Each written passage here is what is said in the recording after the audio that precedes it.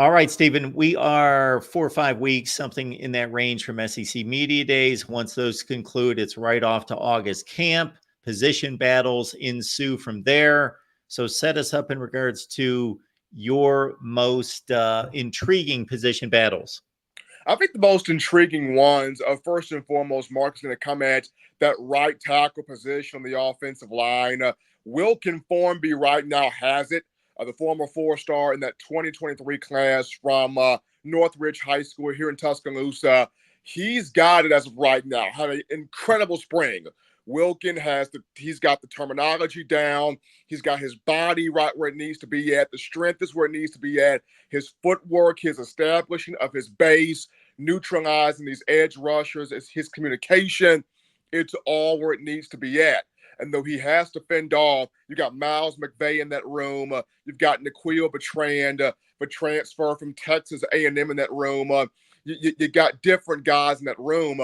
But I think Wilkin Formby has truly began to separate himself, and he started doing that in spring practice. So I look at that right tackle position. That could be an interesting battle there. I look at wide receiver, and two guys can really shake up this room, Mark, and they're two freshmen, Caleb Odom and Ryan Hollywood-Williams. How do they fit in this room? Caleb Odom at 6'5", could be the first big body receiver to pan out since Julio Jones back in 2008. Alabama has had a lot of big body receivers that didn't pan out, whether it was Cam Sims, Derek Keefe, Raheem Falcons, Deron Carter. There were a lot of those names that whether they just didn't fit the system or injuries robbed them, it just did not work. Here is Caleb Odom, who comes in from Carrollton, Georgia, as a tight end. He gets moved to wide receiver, had a phenomenal spring. Like, coach is salivating over this young man, but where does he fit? Does he fit at the X position at the top of the formation, where you're going to be asked to execute that route tree at a tremendous level? Or does he fit more at that Z position at the bottom, where he can just stretch the field, go out there and get the football? So that's going to be interesting there for Caleb Odom. Then when you look at Ryan Hollywood-Williams, a guy that's just an incredible talent, one of the most talented in-state players at that wide receiver position since Julio Jones in 2008. When you look at Ryan Williams, a two-time Mr. Football from Saraland High School in South Alabama, a guy that reclassified from 2025 to 2024 and never lost his rating, remained a five-star. The guy is big time.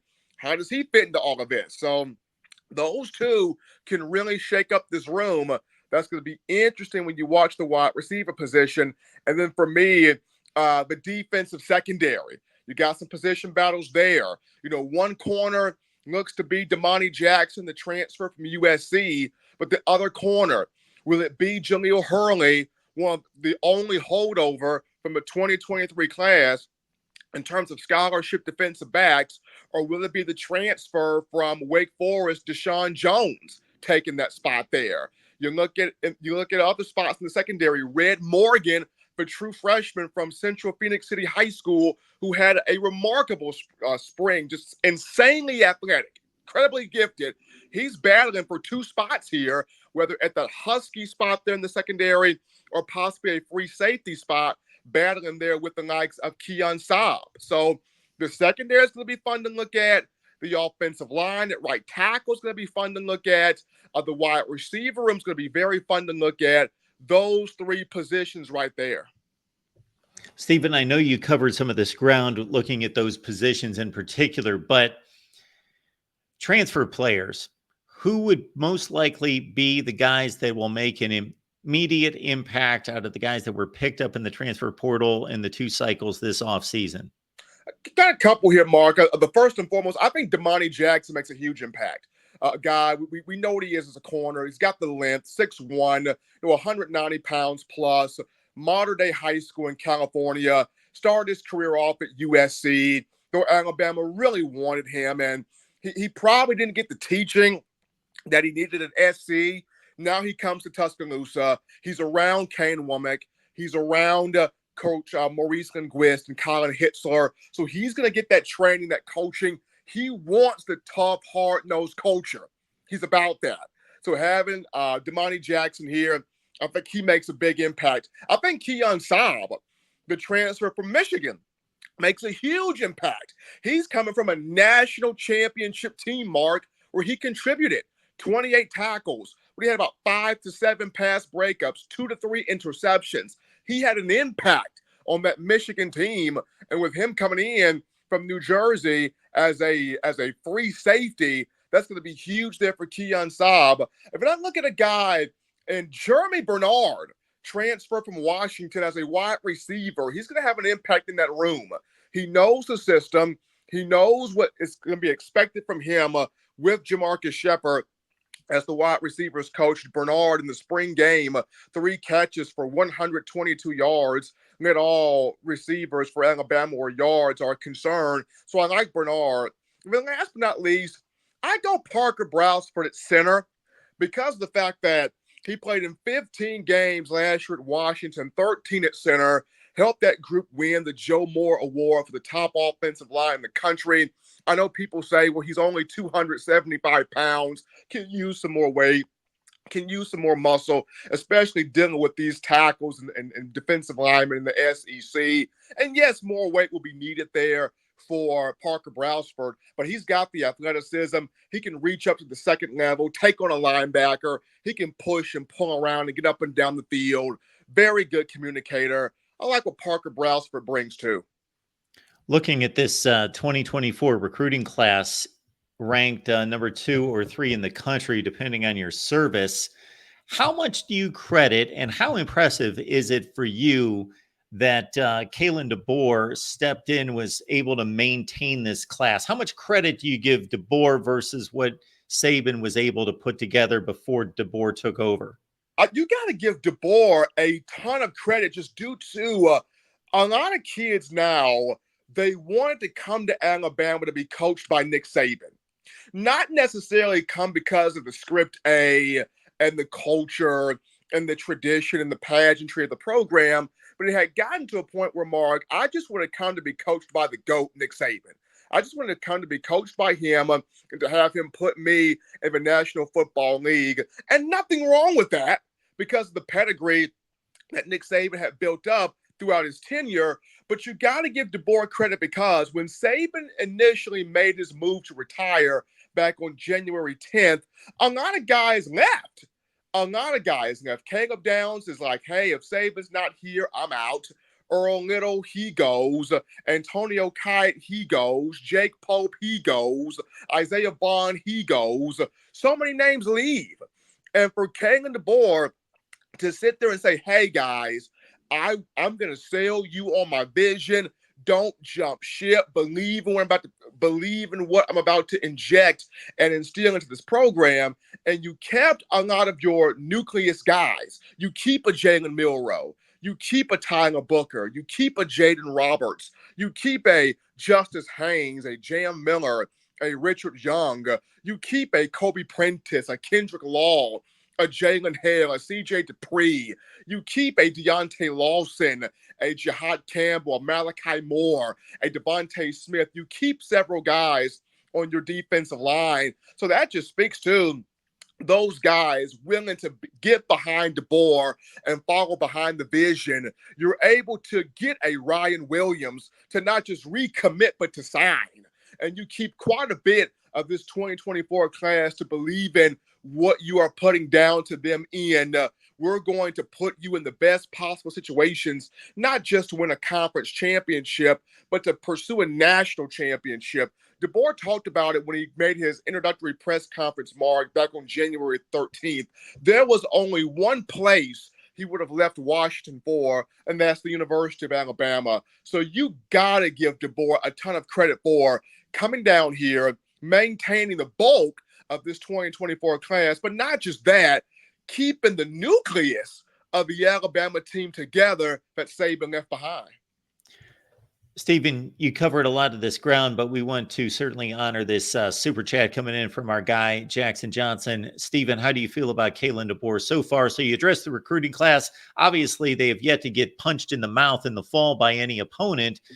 So that's when it really comes to fruition. But anything else, the way Kalen Deboer has conducted himself that has leaned you in one direction?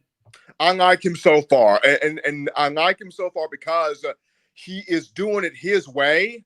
But most importantly, he has kept an open door policy to learn from Nick Saban. And he's talked about that a lot. Like, Saban has an open door policy. I want to pick his brain. I want to learn from him. I want to glean as much knowledge as I possibly can from him. But on top of that, he was down there at Miramar Beach, Florida for the SEC spring meetings. And Deboer was addressed a question about, what about a one-loss team? Could you think they can get into this 12-team playoff, or a two-loss team? Can they get in? Deboer said, look, we're not worried about that. We're trying to win every single game on the schedule, every single game on this agenda. We're taking every team for the significance that they have. We're not trying to focus on wiggle room. We're trying to get ourselves in that position where we're one of those teams that earns a first-round bye when you look at this college football playoff. So he's got the right mindset. He's got the coaching staff that's hungry to prove itself.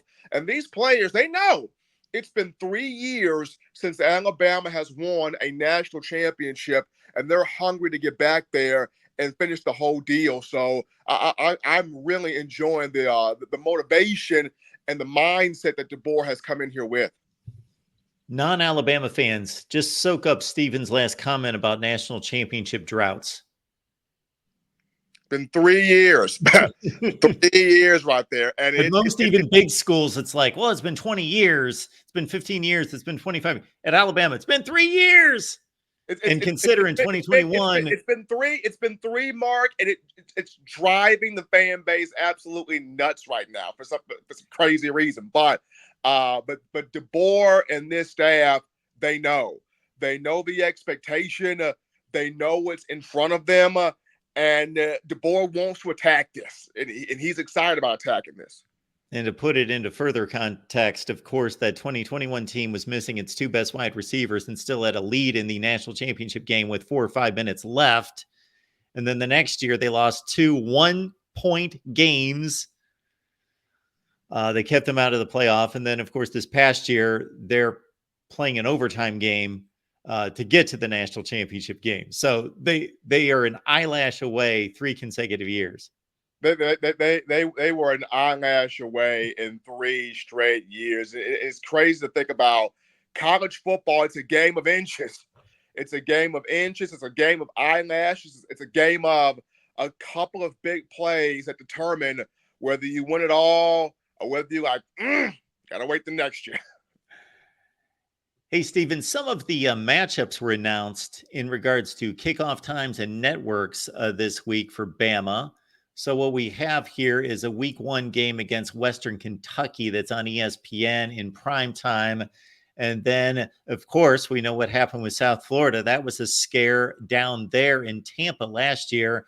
That game is a primetime ESPN affair. And then an interesting one for Bama that they experienced actually a couple of years ago against Texas when they were on the big noon kickoff on Fox, but this time against the Big Ten and Wisconsin at Camp Randall Stadium at 11 Central, local time there. So your thoughts about the early season schedule announcements?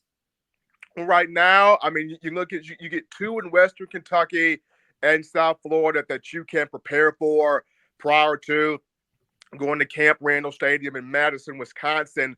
I go back to that South Florida game. That was a scare. You got Byron Brown back at quarterback for South Florida, and he's one of the most talented quarterbacks in college football. I think he finished last year with over 30 total touchdowns and 11 picks.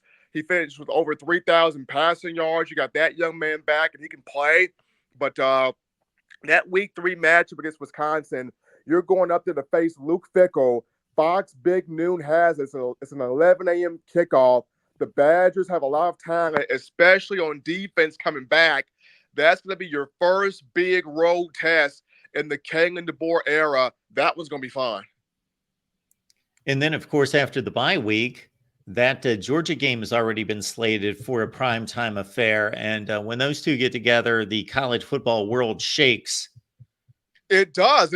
And I mentioned this on my show in my own words, as you mentioned, Mark, that Georgia, Kirby Smart is looking at this situation as Saban's retired. Here is my chance to make Georgia the gold standard. Here is my chance. Here's my window to make Georgia the measuring stick and the program that everybody has to model after in college football. With Nick Saban saying, "I'm hanging up my coaching shoes," Kirby Smart is looking at this going, "How can I seize this window? How can I seize the moment?" So that week 4 matchup coming off of a bye week when Georgia travels to Tuscaloosa, everybody's eyeballs will be on that game. Can Kalen Deboer get one over Kirby Smart? Can Kirby come to Tuscaloosa and get a big win? That's going to be a huge one.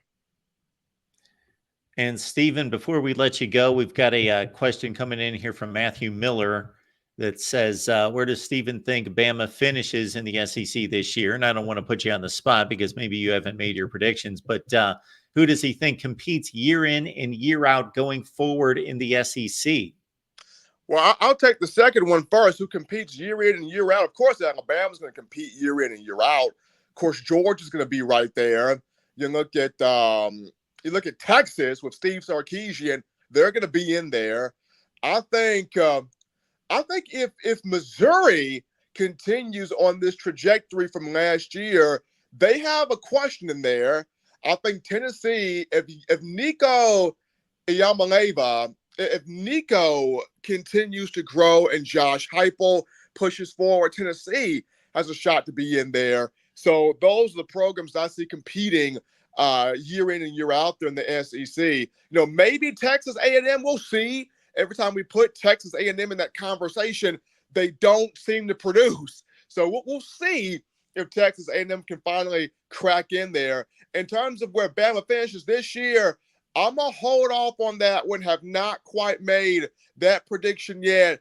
I kind of want to see how do these guys look when fall camp comes in. So once August camp comes in and I'm out there and I'm seeing quite a few of these practices and how these different position groups look, but I will have my thought there, Matthew, on that first question.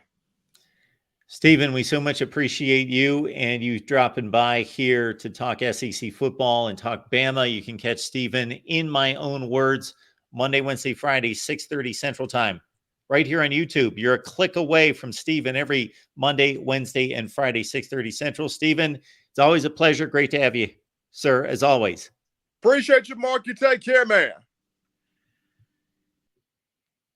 And even though this comment by Matthew was not directed toward me, that's my show. I'll answer this one myself. I don't know that anything has given us any indication in the SEC or across college football of the haves and the have-nots changing. The only game changer in the SEC in the last couple of years has been that Nick Saban has stepped down at Alabama. We'll see if Kalen Deboer, we know that he's good.